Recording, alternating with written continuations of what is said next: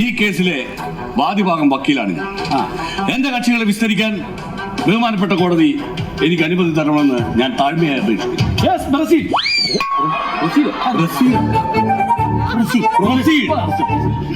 Thank you sir.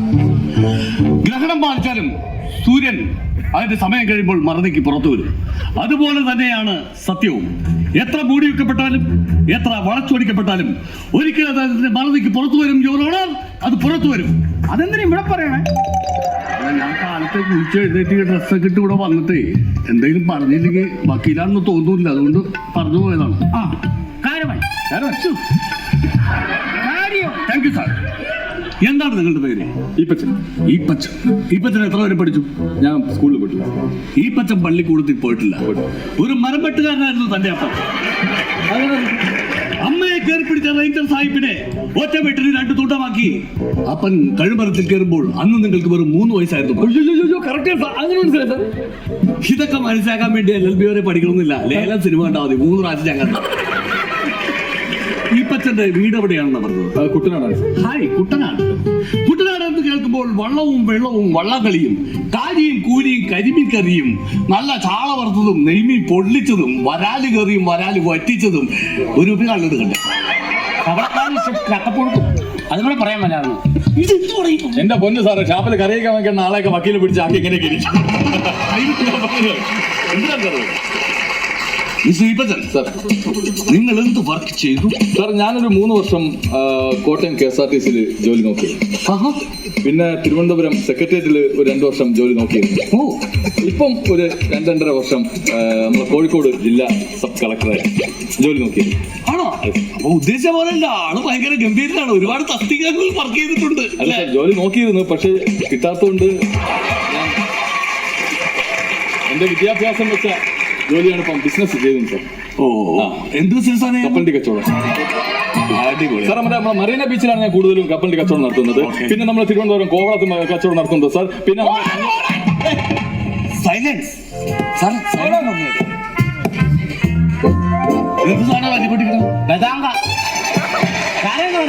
ഇന്നലെ പോലും ഞാൻ തല്ലിപ്പൊട്ടിക്കാൻ എന്റെ പരിപ്പെടുത്ത് കഴിച്ചാൽ അടിപൊളിയാ സാർ. കോടതിയാണോ? മിസ്റ്റർ ഈപ്പച്ചൻ, ഈ കേസിനെ കുറിച്ച് എന്താണ് നിങ്ങൾക്ക് പറയാനുള്ളത്? സാർ, ഞാൻ കയറ്റി വെച്ച എന്റെ ഭാരം എനിക്കൊന്ന് ഇറക്കി വെക്കാം. ഇവിടെ ഇറക്കാൻ പറ്റത്തില്ല. ഇതിന് പുറകെ ബാത്റൂം ഉണ്ട്, അവിടെ കൊണ്ട് ഇറക്കിയാൽ കോടതിയാണ്. നമ്മൾ അവിടെ കൊണ്ടുതന്നെ കളയേണ്ടി വരും സാർ. ബഹുമാനപ്പെട്ട കോടതി, എന്റെ കക്ഷി ഇന്നസെന്റ് ആണ്. ആദ്യം പറഞ്ഞ മാല്യാണ്, ഇപ്പൊ ഇന്നസെന്റ് ആണ്. നീ കുറച്ച് കഴിഞ്ഞ് കേൾപ്പിച്ചിട്ടാണ് നീ പറയുന്നത്. അങ്ങനെയല്ല ഞാൻ ഉദ്ദേശിച്ചത്.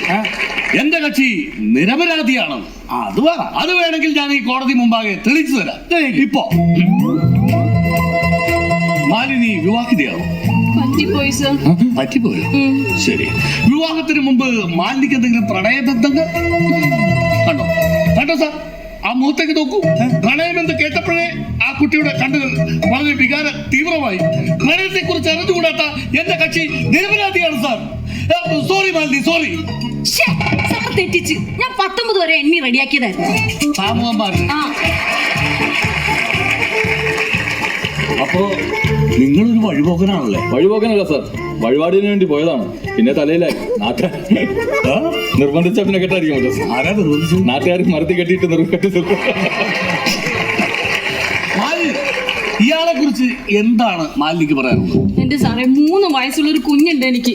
ആ കുഞ്ഞിന് വേണ്ടിട്ട് ഇന്ന് വരെ എങ്ങനെ എന്തെങ്കിലും സേവ് ചെയ്തിട്ടുണ്ടോ എന്ന് ചോദിക്കും. സാർ, 3 വയസ്സായ കൊച്ചിന് ഞാൻ എവിടെ ഷേവ് ചെയ്യാൻ സാർ? ഒരു 10-18 വയസ്സായിട്ട് ഞാൻ ഷേവ് ചെയ്യാം. അല്ല, ഞാൻ എവിടെ ഷേവ് ചെയ്യാൻ? 3 വയസ്സായ കൊച്ചിന് എവിടെ സാറേ മുടി? അല്ല, വിട്ടേക്ക്, ഞാൻ വേറെ ചോദിക്കാം. മാലിനിക്ക് ഇനി എന്താണ് ഈ കോടതിയോട് പറയാനുള്ളത്? സാർ, എനിക്ക് എന്തായാലും ഞാൻ ഇങ്ങനെ വേണ്ടാന്ന് വെച്ചു.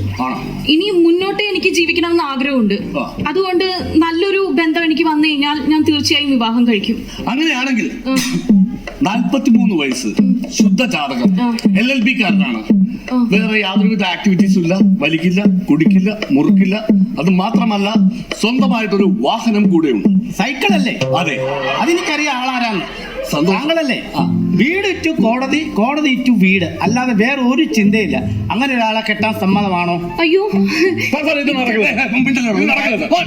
ഒരു കാര്യത്തിലേക്ക് കടക്കുമ്പോ താരം എന്റെ ഇടയിൽ കയറി പറഞ്ഞു. അല്ല എന്നാലും എനിക്കൊന്ന് ആലോചിക്കാൻ ഒരു സമയം. ആലോചിക്കേണ്ട കാര്യമൊന്നുമില്ല. അടുത്ത ഞായറാഴ്ച ഞങ്ങൾ ഈ കോടതിയിൽ നിന്ന് ഒരു 10 പേരങ്ങ് വരാം. വക്കീല, ഞാന്, ടൈപ്പറൈറ്റർ, ഗുമസ്ത എല്ലാവരും കൂടെ അങ്ങ് വരാം. നമുക്ക് വീട്ടിൽ വെച്ച് ആലോചിച്ച് കാര്യങ്ങൾ തീരുമാനിക്കാം. പിന്നെ എന്നാ കൊടുക്കും? ഒരു 3 വയസ്സായ കൊച്ചിനെ തരാം. അത് നല്ല കൊച്ചല്ലേ? നല്ല കൊച്ചിനെ നോക്കാനായിട്ട് എനിക്ക് സൗകര്യമില്ല. ഈ ബന്ധത്തിൽ ഞാനില്ല സാർ. അത് എന്റെ കൊച്ചൊന്നുമല്ല, അത് എന്റെ കൊച്ചാണോ അല്ലയോ എന്നുള്ള തർക്കമാണ് ഇവിടെ നടക്കുന്നത്. എനിക്കൊരു കാര്യം പറയാനുള്ളതെന്ന് പറഞ്ഞു കഴിഞ്ഞാൽ, ഈ കേസിലെ സാക്ഷികളായ ഇവളുടെ അയൽപക്കക്കാരായ അയൽവാസികളായ ഒരു ഉച്ചാണ്ടി അദ്ദേഹത്തിന്റെ ഭാര്യയെ അവരെ വിസ്തരിക്കാനായിട്ട് എന്നെ താഴ്മയായിട്ട് അനുവദിക്കണമെന്ന് അപേക്ഷിക്കുന്നു. അവരോട് കേസ് നമ്പർ 154/30 വിവാഹമോചന കേസിലെ സാക്ഷി ഉച്ചാണ്ടി നിവാസിൽ കുഞ്ഞാണ്ടിയുടെ മകൻ ഉച്ചാണ്ടി ഹാജരുണ്ടോ? ഹാജരുണ്ടോ? ഹാജരുണ്ടോ? മാലിനിയുടെ തീരങ്ങൾ തഴുകി വരും പനിനീർക്കാറ്റ്, ആരോടും പറയരുതേ പ്രേമത്തിൻ ജീവരഹസ്യം. ഉച്ചാണ്ടി ഭാര്യയുടെ പേര് രാജി. രാജി. ഉച്ചാണ്ടി, ഈ നിൽക്കുന്ന ഇദ്ദേഹത്തെ ഈ ഇപ്പച്ചനെ നിങ്ങൾക്ക് അറിയാമോ? തൊട്ടടുത്ത് അയൽവാസികളാണ് നിങ്ങൾ. തൊട്ട് ചേർന്ന് പച്ച താമസിക്കുന്നവര്. നല്ല സാറേ, ഞാൻ എന്നും രാവിലെ 4 മണിക്ക് എണീക്കും. എണീറ്റിട്ട് എന്റെ അടുക്കളയിൽ ചെന്ന് ആ ജനൽ ഒന്ന് തുറക്കുമ്പോ സാറിന്റെ ബെഡ്റൂമിന്റെ ജനൽ തുറന്നു വെച്ചേക്കും. എന്റെ ബാത്റൂമിന്റെ ജനൽ തുറക്കുമ്പോഴും അവളുടെ അടുക്കളയാണ്.